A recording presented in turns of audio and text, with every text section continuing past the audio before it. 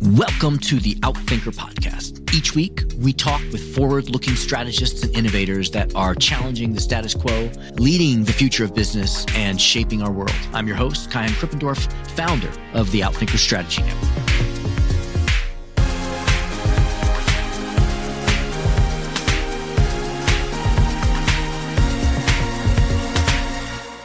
Rob Wolcott is an adjunct professor of entrepreneurship at Chicago Booth, an adjunct professor of executive education at the Kellogg School of Management at Northwestern University, a managing partner with innovation strategy consultancy Clareo. He is a regular contributor to Forbes regarding the impact of technology change on business, leadership, and society. He's the co-author of the book Grow From Within, Mastering Corporate Entrepreneurship and Innovation. His work has appeared in prestigious global outlets, including MIT Sloan Management Review, where, by the way, 2 of his articles have ranked among the most downloaded of all time, Strategy Plus Business, Harvard Business Review, the Wall Street Journal, and the New York Times, among many others. He's the co-founder and chairman of the World Innovation Network, TWIN, a network of senior executives dedicated to driving sustainable innovation. Rob brings together and embraces the value of learning and collaboration across industries. In this episode, Rob introduces us to at least 2 important strategic concepts that will change the way you think about strategy, innovation, and growth. He'll lay out a framework that shows that there are 4 primary models that your, or really any company, can follow to manage your growth plans. And he will arm you with a concept called proximity. Now, in full disclosure, I'm working on a book on this topic with Rob, but even if I weren't, I would say that this simple idea of his could be the unifying lens that clarifies what innovation projects you should be pursuing and which you should avoid if you want to lead the future. Stick around. Rob, thanks again for being here with us. Thanks for having me. This is great, Kyan. So let's just start to get to know you a little bit more personally. I'd like you to complete the sentence for me. If you really know me, you know that. If you really know me, you'd know that I was right now thinking about that question because I'm intrigued by questions themselves about what they can elicit from people, where they lead us. Oftentimes, the question is even more interesting than the answer. Mm-hmm. But the second thing, if you really know me, you'd know that of paramount importance to me is trusted relationships, building a wide range and diverse range of trusted relationships around the world. It makes life a lot more interesting, a lot more exciting, and also a lot more effective. That reminds me of the work that you do with Twin Global. Is that part of the motivation there? Yeah, that's it. I mean, it's sort of a circuitous process because at the beginning, Twin, which I started back in 2002 at the Kellogg School of Management when I was just a postdoc there. I just finished my doctoral dissertation. And the idea there was, let's get some business executives leading innovation, trying to lead innovation or the companies together in small groups to talk to each other. And then the faculty would act as facilitators rather than lecturers or I always thought it was great that as business school faculty, we can tell people how to run their businesses, but I felt that we might be able to learn something from people who are actually running businesses. So that's where it started and it grew. And one of the things we found was when we would throw in oddballs like venture capitalists or entrepreneurs or musicians and artists and military leaders, people loved it. Everybody loved it. And they loved to connect with the business leaders. So that's how we grew into what became Kin Global Summit. And then it grew beyond that to eventually become Twin Global, the World Innovation Network, which is where we are now. And we have active engagement from over 30 countries. And by active, I mean people, at least before the pandemic and God willing after, people get on a plane and they fly to Chicago every year to be together in person. You've been to a couple of our programs, so you know what I'm talking about. So that whole Twin thing is about building and maintaining an ecosystem of highly diverse relationships with people doing great things for the right reasons in the world. So this is a podcast on strategy. You're an expert. I would call you an expert. I mean, many people call you an expert on innovation. I would also call you an expert on history and technology and the future of technology. So this is a topic of strategy. What's your definition of strategy? Obviously, there are many different definitions. How would you define strategy? I see strategy as defining the right objectives and how best to achieve them. And I think if you think about it in that very simple way, you realize as you unpack it, it's far less simple. Defining the right objectives. Oftentimes we lose our way because we lose sense of why we're trying to do something or what we're trying to create in the future. If we lose a sense of purpose, then we can become focused on more near term or objectives that don't fit into what we're really trying to accomplish. And so I think the first step is understanding what the right objectives are and then how best to accomplish them. And you talk a lot about the objective of a firm. Yeah. We're actually going to get to that a little bit later, but you have a stance on that to tell us about what's the objective. What kind of objective should an organization have? I think that's up to leadership. That's up to those in the organization, because businesses, just like nonprofits, by the way, nonprofits are just businesses with a different tax status. Whether they notice that or not is another story. But business entities, government entities, nonprofits, they're all just mechanisms in order to try to accomplish something more effectively, generally with other people. And so it should come down to the purpose of those leading the organization. And whether that's a good purpose or the right purpose is another question, but it should come down to that. I also would like to hear about the motivations and structures by which organizations can grow. You developed a quite influential model that I've shared with some clients. And usually when I share it, the room goes silent and people are taking notes and scribbling. And I know that it's been a while since you introduced this, but can you tell us a little bit about these 4 models of corporate entrepreneurship? Sure. Where that came from was a colleague, Mike Lippitz, and I were doing research over quite a number of years, actually. The question we were asking was, and this started in the early 2000s, how do large established enterprises try to innovate? And everybody was looking at startups and Silicon Valley and all that. But we wanted to know, how are the large established companies trying to do this? What works, what doesn't work? And I won't go into the whole story, but we realized after a few years of this investigation that the critical question you need to answer in order to know how to innovate, meaning structure and funding and all those things, is what are your business objectives? What are you really trying to accomplish? So we looked at a whole bunch of dimensions like rate of technology change in your industry or level of regulation. All of our clients would make this list of different dimensions that affect their business and how they innovate. But we realized that most of them were not under the control of management. And because we wanted a framework that was going to be useful for executives, we needed to pick dimensions that characterize solutions that were under the control of management. It could be under the control of the CEO, but at least it's somewhere in the chain of command. I have the ability to affect the following 2 things. And those dimensions are who has the money and who has the responsibility, authority, accountability to actually make innovation happen. So who's required to go out every day and try and make innovation happen, and who has the money to try and do it. And when you put these 2 dimensions up, you get, of course, a 2x2 matrix. And what we end up with in that 2x2 is on the x-axis, we've got who has responsibility or accountability to actually drive innovation. And on one side, maybe there are cases where no one really has particular responsibility to do it. They're all maybe encouraged to, or we think it's a good thing for the company, but there's no group set up specifically to try and drive innovation. And by the way, all companies are defined by this. It's called opportunist, in the sense that anybody at any organization can try to innovate. You don't have to be in the innovation group per se. As we all know, it's really hard to just go out and try and innovate, but you can try. So we call this lower quadrant opportunist because that's a case where no one's required to innovate and there's no specific money allocated for it.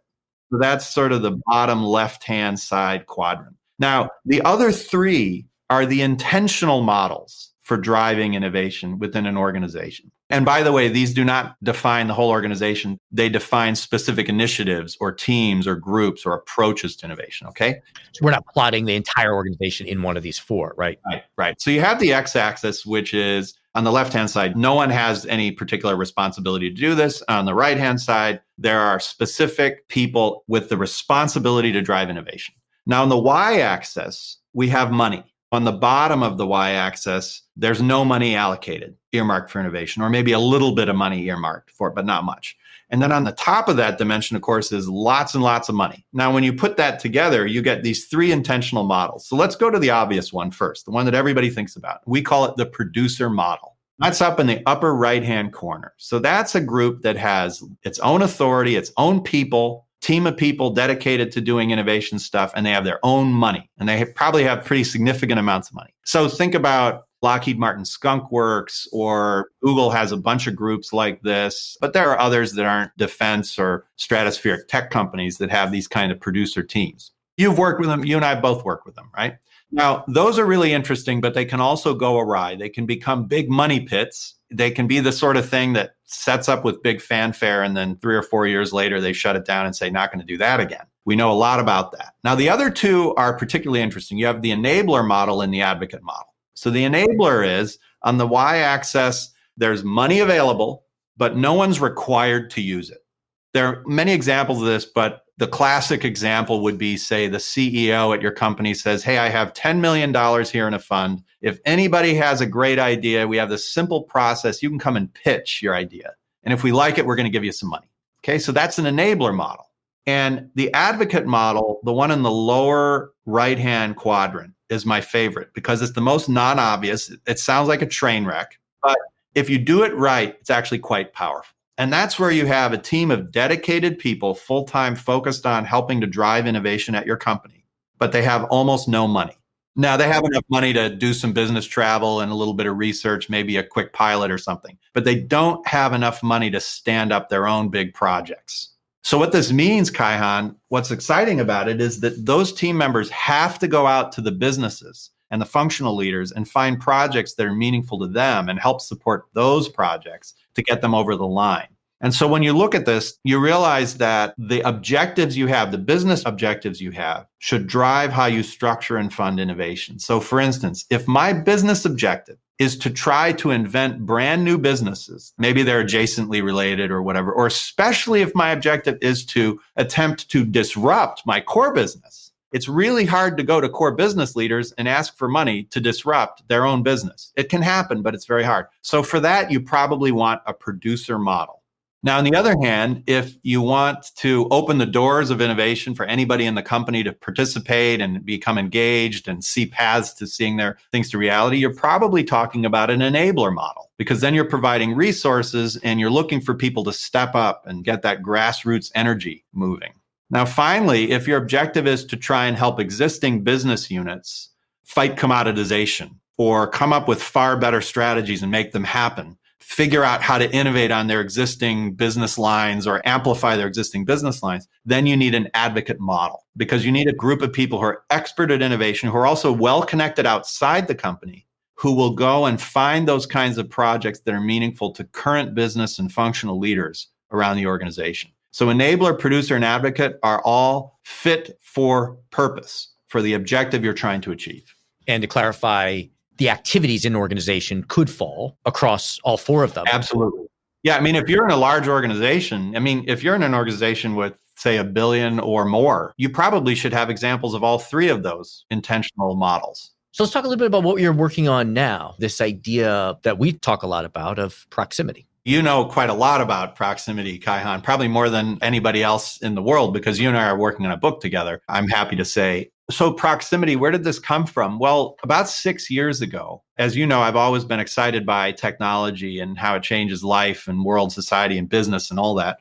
And so we're seeing all these digital or digitally enabled technologies cascading across the economy, across all industries. And everybody's all whipped up into a lather about artificial intelligence and Internet of Things and blockchain. And I would even include 3D printing or rooftop solar energy generation, distributed energy, which aren't digital per se, but they're digitally enabled. And you really couldn't do 3D printing very well without digital. You really couldn't manage distributed energy very well without digital. So I was looking at all these technologies and trying to say, are there common underlying dynamics that they drive across industries? And if so, what are they? What are the implications? And I realized from thinking this through that all these digital technologies allow us to distribute sensing, access to data, analytics, agency, production at smaller and smaller levels all around the economy, ever closer to each moment of potential demand. And thus, what digital technologies drive across all industries is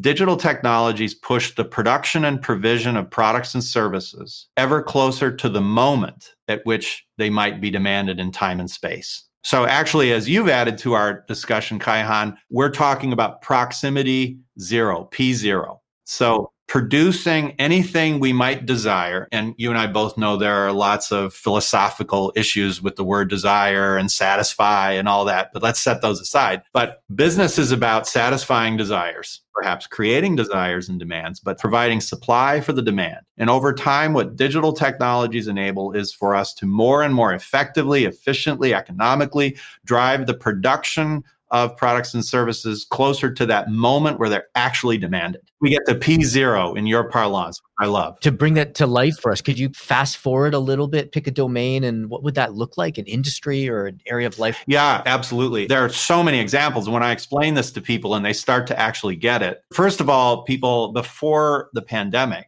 would often think, oh, he's talking about better supply chain management. And I just sort of slap my forehead and I'd say, well, no. I mean, that's about 5% of the question. Very important 5%, by the way. But the pandemic hit and then people really started to get it. They started to understand the enormity of this trend. And I think it's because they find themselves having meetings with people around the world on screens all the time from their house. So maybe it made it more tangible. But I love examples that are not so obvious. In fact, I always like to, when I'm beating up an idea, I like to think, well, what is a situation where that just probably would not work? And a place that I went, honestly, at the beginning of this exploration, and I think a lot of people would go, would be a highly regulated life and death sort of situation, pharmaceuticals. So my thought at the beginning was, well, it's going to take a really long time for it to hit regulated pharmaceutical drugs. Turns out I was wrong.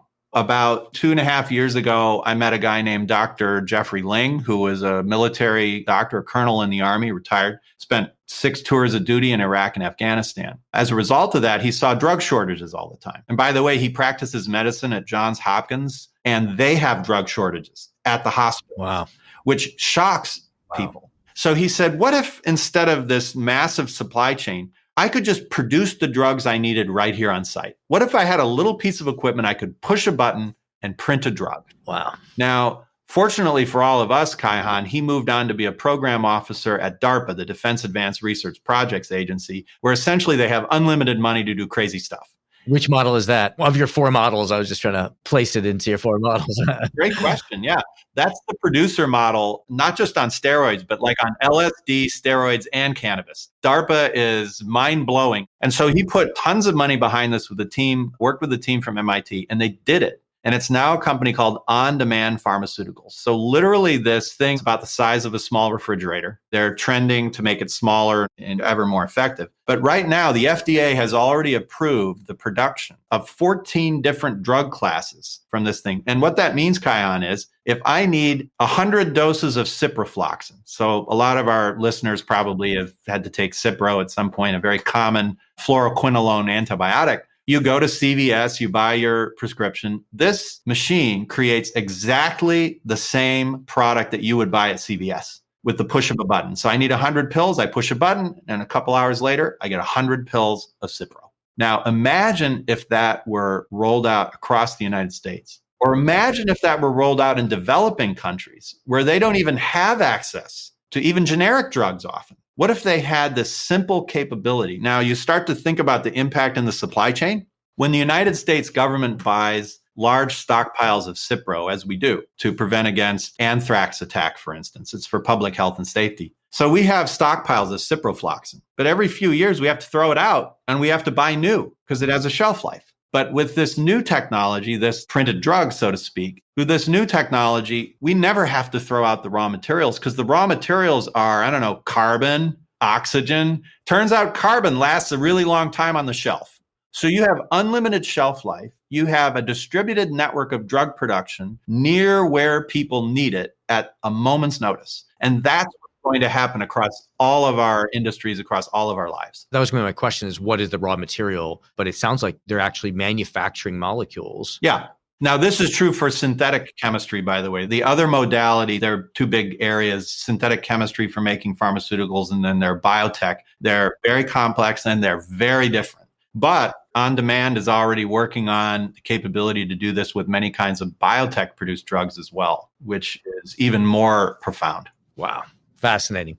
I have a ton of other questions, however, reaching the top of our time with you. So I'm going to ask you 2 questions. One is, What's something that you didn't get to say that we should hear? And how can people find you and get to learn more about you and collaborate with you? Well, first of all, Kaihan, I'd love for any of your listeners to reach out. I'm always on LinkedIn, happy to connect there. You can also find me at twinglobal.org. And something that we haven't talked about, there are so many things. I would say I'm increasingly interested in the question of purpose. Not only how do you think about purpose, what does it mean for a corporation, but also for yourself as a human being? And then how do you define it for yourself? How do you discover it? It evolves over time. And then how do you act on it? How do you make it real? So that's something I'm increasingly interested in, because I think when we get that answer right, that's the first step of strategy. That's the first step of having the right objectives and then making great things happen. Yeah, that's where it all begins.